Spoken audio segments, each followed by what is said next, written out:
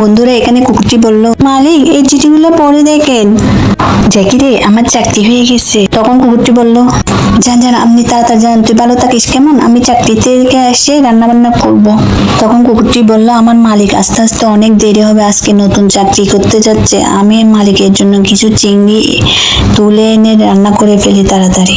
মালিক আমার জন্য অনেক কষ্ট করে, আমি মালিকের জন্য একটু কষ্ট করতে পারবো না, তাড়াতাড়ি রান্না করে ফেলি, উনি তো এখন চলে আসবে। রান্না তো হয়ে গেছে, মালিক এখনো আসতেছে না, এখনো অনেক দেরি করতেছে, আমার তো ঘুম আসতেছে। মালিক আপনি এখনো আসতেছেন না কেন? জেকি আমি এসে গেছি, তুই কোথায়? আরে আমার জেকি তো না খেয়ে ঘুমাই গেছে।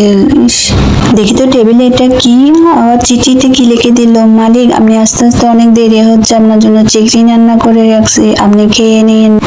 জেকি রে, তুই আমার জন্য এত কষ্ট করে রান্না করলে আর তুই না খেয়ে ঘুমাই পড়লি, তুই আমাকে অনেক ভালোবাসিস।